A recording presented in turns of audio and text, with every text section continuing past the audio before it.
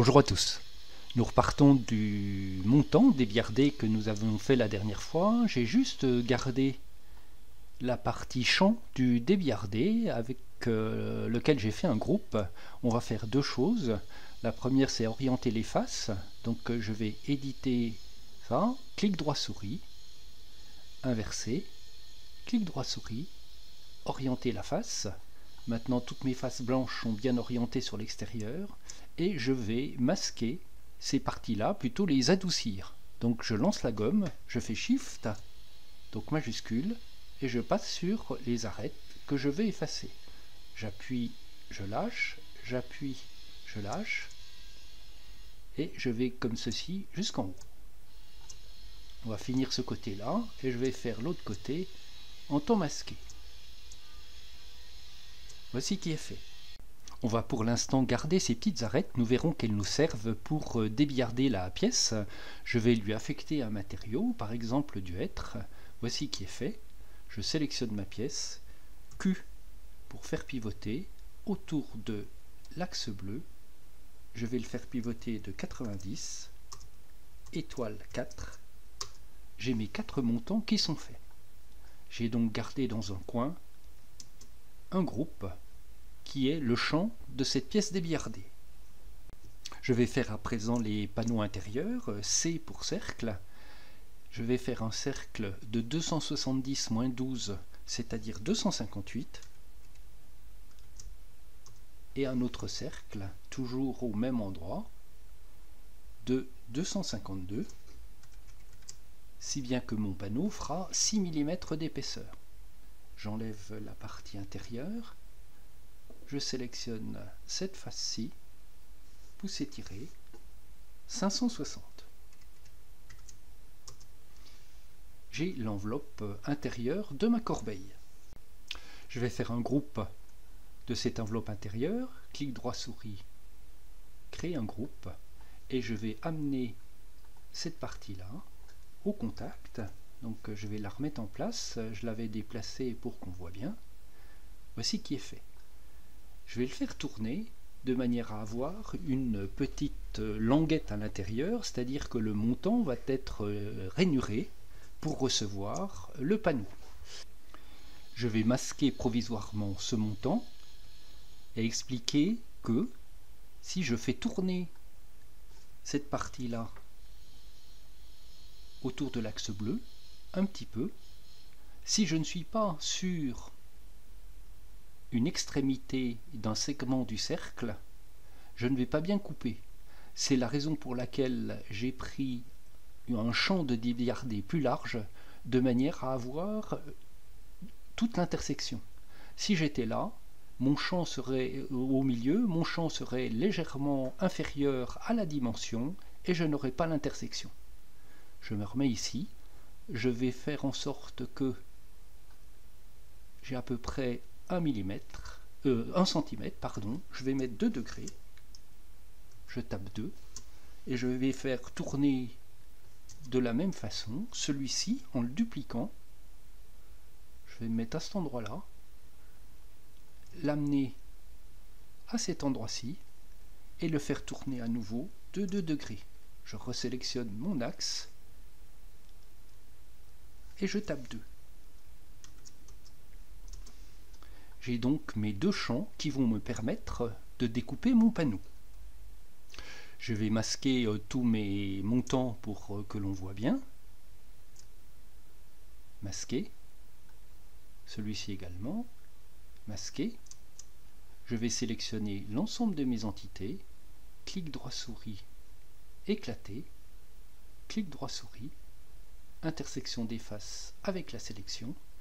Je peux à présent effacer les entités inutiles. Et j'ai commencé à avoir mon panneau. On va regarder comment le compléter. Les champs du panneau sont un peu trop larges. Ce n'est donc pas un composant solide qu'on pourra faire. Il faut donc effacer ces parties-là. Encore une fois, si je m'étais placé sur un sommet, si j'édite cet arc-là et si je m'étais placé sur un sommet j'aurais eu une bonne coupe. Comme je ne suis pas sur un sommet avec un angle de 2 degrés, je ne pouvais pas faire l'intersection, c'est la raison pour laquelle j'ai pris des champs un peu plus larges. On pourrait un à un effacer ces différentes choses. On va regarder juste pour s'amuser comment le faire en Ruby.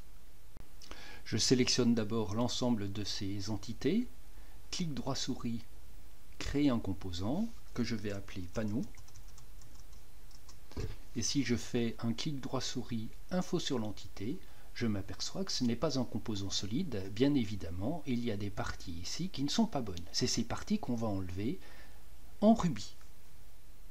On s'amuse donc 2 minutes en Ruby. J'ouvre la console Ruby et je vais taper une première instruction, S qui sera ma sélection, et qui sera SketchUp Active Model, donc le modèle actif, point sélection. Voici qui est fait. SketchUp me répond qu'il a trouvé la sélection et qui est maintenant dans S. Je vais sélectionner mon composant et dire dans ma console Ruby que c'est mon composant, c'est égal à S, la sélection, point first, c'est-à-dire la première instance. SketchUp me répond qu'il a bien pris un composant. Je vais à présent appeler ENT égale C, point définition, point entities, c'est-à-dire que toutes les entités de mon composant seront dans cette variable ENT. Je vais à présent taper l'instruction pour toutes les entités, chacune d'entre elles. Ces entités, je vais les appeler E, c'est l'entité élémentaire. Pour chacune donc des entités, je vais faire un effacement de cette entité. Si, if, première chose, E est un ISE SketchUp Edge, je ferme ma parenthèse, et que chacun de ces edges ait moins de 2 faces dessus. Donc je vais l'appeler E.face. Le nombre de faces est inférieur à 2. Je ferme ma parenthèse et j'ai donc mon instruction. Je vais sélectionner et copier cette instruction et la lancer.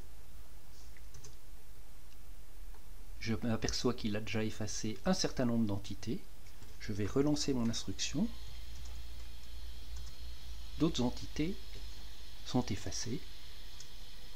Si je fais clic droit souris, info sur l'entité, j'ai à présent un composant solide et j'ai effacé toutes les entités, c'est-à-dire les arêtes dont le nombre de faces adjacentes était inférieur à 2.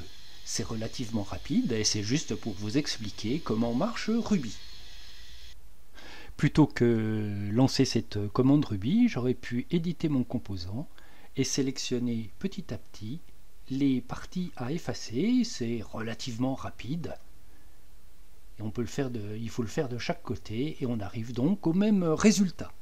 J'ai à présent mon panneau débiardé, je vais lui affecter un matériau, je vais lui mettre en contreplaqué, sélectionner, le faire tourner le long de l'axe bleu, 90, étoile 3, je vais faire édition, révéler tout, je vais masquer le champ dont je n'ai plus besoin, masquer. J'obtiens donc déjà une belle image de ma corbeille. Une prochaine fois, nous regarderons comment la poursuivre. À très bientôt!